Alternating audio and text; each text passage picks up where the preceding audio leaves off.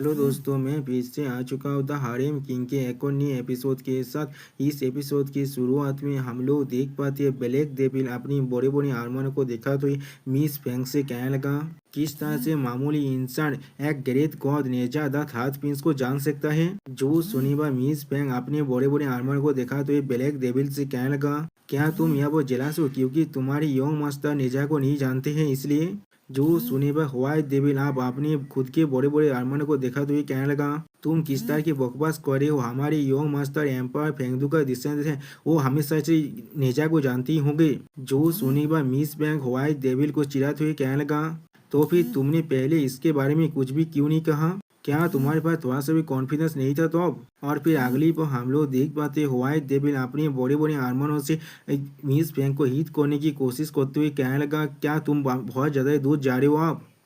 जो सोने के बाद सुमैन जियाई व्हाइट डेविल के साथ अपने आर्मर को टकराते हुए कहने लगा डिफेंस को तुम मुझ पर छोड़ दो। सच में दोस्तों इस फुटबॉल मैच को देखने में मुझे बहुत ज्यादा अच्छा लग रहा है। यहाँ पर अगली बॉल हम लोग देख पाते हैं एक फुटबॉल एक वॉलीबॉल एक दूसरे के खिलाफ फाइट कर रहे, दूसरी तरफ से एक बास्केटबॉल और एक रग्बी बॉल एक दूसरे के खिलाफ फाइट कर रहे हैं। अब ये चीज को देखने के बाद सायो यान ब्लैक एंड व्हाइट डेविल पर चिल्ला कर कहने लगा ये सब कुछ बिल्कुल ठीक है व्हाइट एंड ब्लैक डेविल, आप तुम दोनों वापस आओ। जो सुरमा एमसी उन सभी से कहने लगा हाँ मैं नेजा को जरूर जानता हूँ, उसी वह सिस्टम प्लान से हमें बताया था इस गेम का जो एडमिनिस्ट्रेटर है इस एरिया का वो बहुत जल्दी इस एरिया में आने वाला है। और फिर आसमान से हम लोग देख पाते एक गॉडेस बाहर निकलने लगा अपने बड़े हैमर के साथ, जिसे देखने के बाद जियांग जोयन सायो यान मुझसे कहने लगा योंग मास्टर ये जायंट स्पिरिट गॉड है जो बैंकर की तरह काम करता है पोगोदा बियरिंग हेवेनली किंग के अंदर। ये जरूर यहाँ पर आया है हमें पनिशमेंट देने के लिए। अगली पल हम लोग देख पाते अब वो जायंट गॉड जमीन पर नामते जमीन पुईता से कपने लगा। और फिर वो जायंट स्पिरिट गॉड अपने पावर को रिलीज करते हुए हर किसी से कहने लगा मैं इस गेम के एडमिनिस्ट्रेटर हूँ जो अभी अपनी ड्यूटी पे है, मेरा नाम है जायंट स्पिरिट। अभी अभी बहुत सारे प्लेयर्स ने मुझे कहा है तुम लोग डेमोन्स के साथ मिलकर यहाँ पर काम कर रहे हो, जो भी क्रिमिनल्स है वो मेरे सामने अपने घुटने टेक दो और जल्दी से सरेंडर कर दो। सच में दोस्तों ये गॉडेस देखने में बहुत ज्यादा ताकतवर दिख रहा है और उसके बड़े बड़े आर्मर भी है।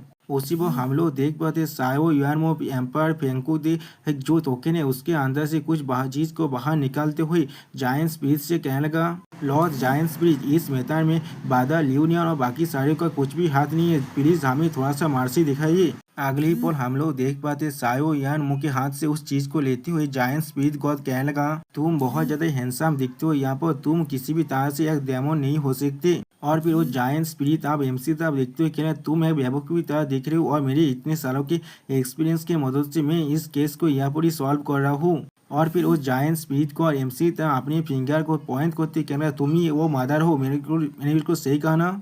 जो सुनी भाई एमसी है पागल की तरह बिहेव करते कहना क्या आप यहाँ पर क्या कह रहे हैं। जो सुनी के बाद हम लोग देख पाते जायंट स्पिरिट गॉड यहाँ पर हर किसी और सोचते हुए अपने मन में कहने लगा सिर्फ इस आदमी के पास ही किसी भी इमोतर की डिसीजन होने के ओरा नहीं है, इसीलिए मैं इसे वापस ले जाकर रिपोर्ट कर सकता हूँ। जो सुनी पर हम लोग देख पाते मिस बैंक अब जायंट स्पिरिट गॉड पर गुस्सा करते उससे कहने लगा लॉर्ड जायंट स्पिरिट आप इस तरह से किसी को भी जज नहीं कर सकते हैं, मैं इसे एक्सेप्ट नहीं करूंगा। उसी पर हम लोग देख पाते हेसु मिस बैंक को रोकते हुए कहने लगा हाँ तुम्हें बाधा लियो नियर पर यकीन करना ही पड़ेगा, वो जरूर हर किसी को हर एक चीज यहाँ पर एक्सप्लेन कर देगा।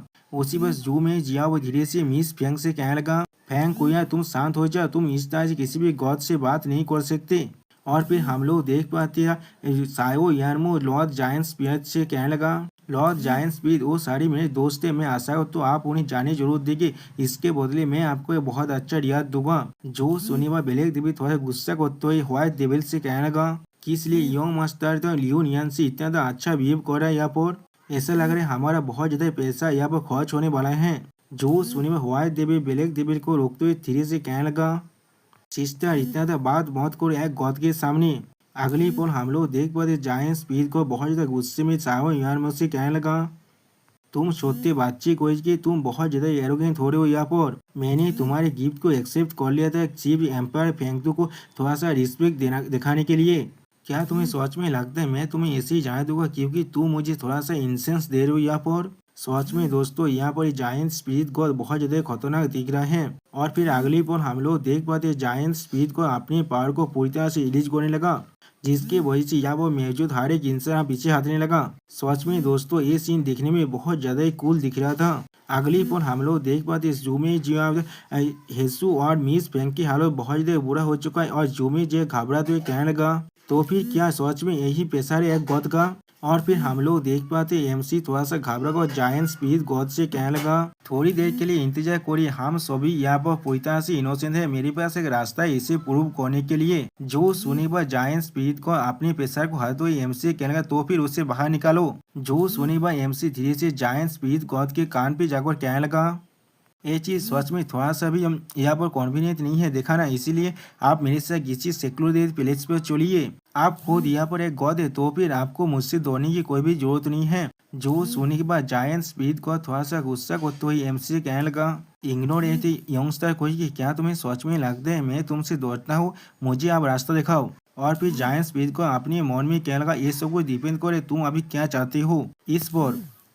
उसी वो हम लोग देख पाते सायो यारमो एमसी को दूसरे जाते हुए दिखने बस एमसी से कहने लगा, बादल यू क्या आप तो जायंट स्पीड पर अटैक करना चाहते हैं, क्या आप सच में ऐसा ही चाहते हैं। और फिर सायो यारमो ब्लैक एंड व्हाइट डेविल से कहने लगा, ब्लैक एंड व्हाइट डेविल तुम लोग तो दूर से इस चीज को अच्छी तरह से देखना, अगर वहाँ पर कुछ भी होता है तो फिर हमें जरूर बताना, हम लोग पहले खुद को रिकवर कर लेते हैं और फिर उसी पर वहाँ पर आ जाएंगे। जो सुनी पर व्हाइट एंड ब्लैक डेविल एक साथ कहने लगा, ठीक है यंग मास्टर। और फिर black and white devil MC आप देखते हुए अपनी मन में कहने लगा, हम लोग भी सच में देखना चाहते हैं लियोनियन आप क्या करता है। अगली पल हमें एक फॉरेस्ट का सीन दिखाए थे जहाँ पर कोई भी आसपास में नहीं था और एमसी अपने पेन को थोड़ा सा उतारते हुए कहने लगा, सॉरी दोस्तों, एमसी ने जायंट स्पीड गॉड एमसी से कहने लगा, अगर तुम्हारे पास यहाँ पर कुछ भी है तो भी जल्दी से उस चीज को बाहर निकालो। जो सुने बा एमसी अपने पेन को थोड़ा सा नीचे उतारने के बाद नेजा के उस लोटास सिंबल को दिखाते हुए कहने लगा, तुम देख पा रहे हो ना, यही मेरा प्रूफ है।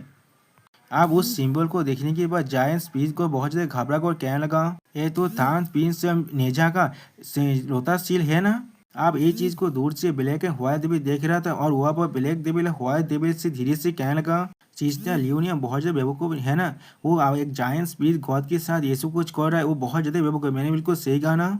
जो सोने के बाद व्हाइट डेविल आप धीरे से कहने लगा, वो सच में यहाँ पर मरना चाहता है। और फिर अगली बॉल हम लोग देख पाते जायंट स्पीड को एमसी पेन को और उतारते हुए कहने लगा, मुझे ये चीज को अच्छी तरह से देखने दो। दूर से देखकर ऐसा लग रहा है जायंट स्पीड को अपनी एमसी के पिछवाड़े को अच्छी तरह से देख रहा है। यहाँ पर जो चीज को देखने के बाद white devil and black devil दूसरी चीज को इमेजिन करते बहुत शर्मा को खुद से कहने लगा, क्या वो लोग वहाँ पर क्या कर रहे अभी। और फिर ब्लैक डेविल बहुत शर्माते हुए व्हाइट डेविल से कहने लगा, ये आदमी सच में थोड़ा सा भी अच्छा आदमी नहीं है। उसने कहा था वो थान पीस नेजा को जानता है, लेकिन ये चीज ऐसा लग रहा है वो बिल्कुल एक दाग है यहाँ पर। जो सुनने के बाद व्हाइट डेविल अब कहने लगा, ये आदमी कुछ भी कर सकते हैं अपने गोल को हासिल करने के लिए। वापस जाने के बाद यह मस्त को हमें ये चीज समझाना पड़ेगा इसके साथ अच्छे क्लोज रिलेशनशिप ना बढ़ाने के लिए। और दूसरी तरफ से हम लोग देख पाते जायंट स्पीड को नेजा के उस रोहतास सील को देखने के बाद कहने लगा, ये चीज सच में फेक नहीं है, इस सच में थांत प्रिंस नेजा का ही लोटास सील है। जब तुम थांत प्रिंस के आदमी हो इसका मतलब तुम हमेशा एक हो या पर। मैं एक जायंट स्पीड हूँ जो यहाँ वो भेंगात कर रहा है पोगोदा द बियरिंग हेवनली किंग के अंदर में।